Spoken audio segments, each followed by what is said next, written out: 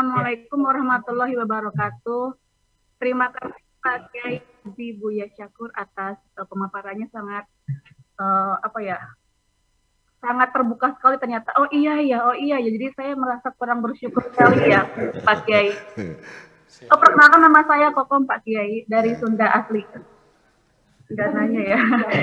Pertanyaan saya Pak Kiai. Jadi kadang ya Pak Kiai dalam kehidupan ini ada yang namanya turun naik. Ada fase pada saat orang itu dalam fase yang sangat jenuh, misalkan dalam berhubungan entah itu dengan suami atau istri, dengan pasangan atau dengan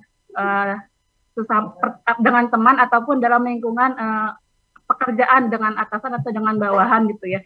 Pasti ada fase yang namanya jenuh itu dalam artian entah itu sedang bertengkar atau ada masalah, itu pasti akan demotivasi ya Pak Kiai. Kan akhirnya jadi dalam entah itu keluarga ataupun pekerjaan itu jadi kayak malas bekerja atau jadi ya itu karena demotivasi bekerjanya jadi tidak maksimal lagi seperti biasa. Nah itu bagaimana cara mengembalikan etos kerjanya biar jadi semangat lagi gitu ya Pak Kiai. Terima kasih. Saya jawab atau Pak Afar menyimpulkan bentuk pertanyaannya. Iya, tentang fase kehidupan yang turun naik Bu ya, ini biasanya hubungan dengan pasangan atau dengan atasan. Ini ada perlu booster yang untuk bisa mempertahankan itu ya. Gimana? Kita ingin melihat dari perspektif psikologis bahwa kejenuhan itu datangnya perlahan-lahan, merayap, dan kadang-kadang orang yang merasa jenuh itu tidak sadar bahwa dia sudah masuk dalam kejenuhan. Ya, prosesnya sangat panjang. Seperti Anda menanam pohon kelapa, silakan Anda tongkrongi, pelototin pohon kelapa, Anda tidak merasakan pertumbuhannya, ya kan? Seharian silakan apa yang bergerak, nggak terlihat pertumbuhannya. Tapi ketika Anda tinggalkan ke Jakarta 10 tahun kemudian, apa yang Anda dapatkan? Pohon kelapa itu sudah tinggi. Nah, kejenuhan juga datangnya merayap perlahan-lahan sampai kita yang sebagai pelakunya tidak menyadari itu adalah kejenuhan. Tapi gejala-gejalanya bisa ketahuan. Dalam kehidupan rumah tangga sudah mulai terjadi pertengkaran. Waktu pengantin baru kan bukan main sononya kan, bukan main mesranya kan. Kemana yang begitu sudah 10 tahun kemana nyok. Ya kan seperti itu. Itu mulai terjadi pertengkaran, kesalahpahaman. Ya, suami sudah sering makan di luar.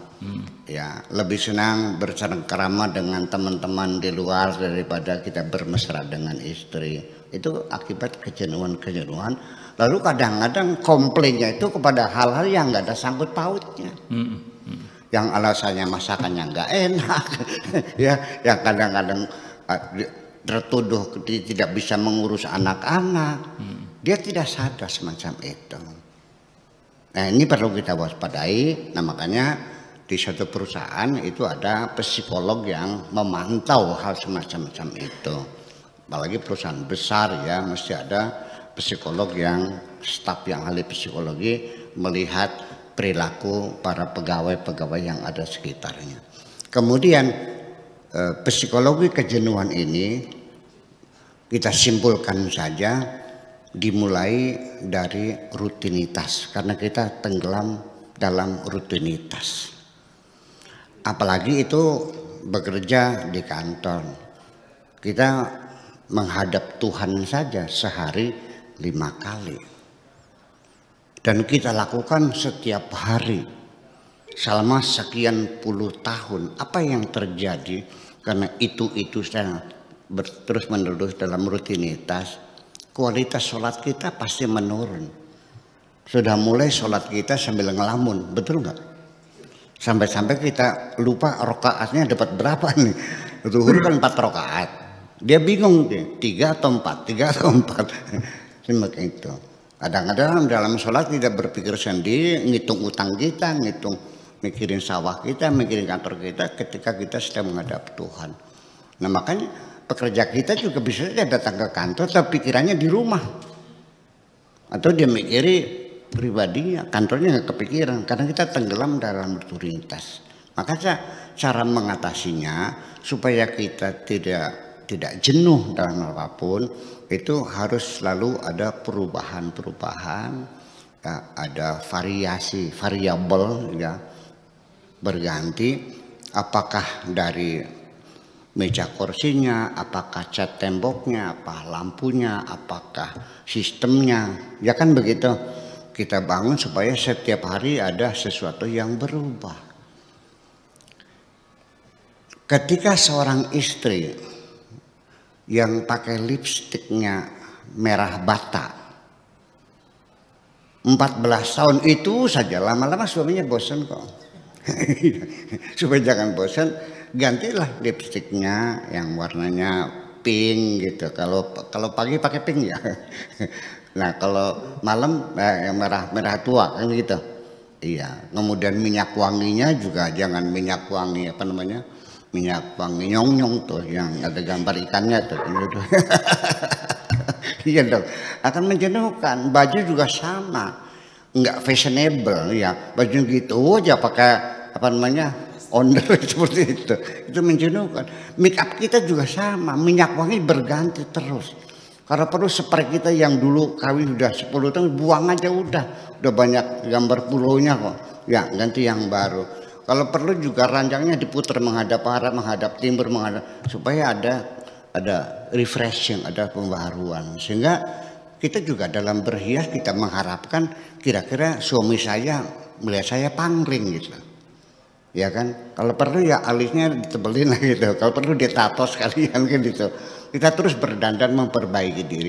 Masakan juga sama, suami kita akan jenuh makan di rumah kalau tiap hari kita goreng onta. Apa onta tuh? Ontom tahu aja, lama-lama juga dia bosan lah semacam itu. Jadi dalam perusahaan, dalam rumah tangga, untuk menghindari kejenuhan kita harus selalu melakukan perubahan-perubahan, ya variasi-variasi, menghindari untuk kejenuhan semacam itu. Terima kasih gitu kira-kira.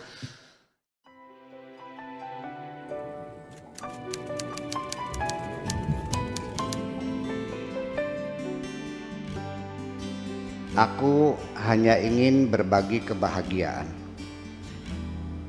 dan tidak menggurui siapapun. Terlalu sulit bagiku untuk menyalahkan siapapun. Akan tetapi apabila ada orang yang ingin mengisi raporku, tentu aku sangat gembira sekali. Dan kujamin aku tidak akan sakit hati sedikit.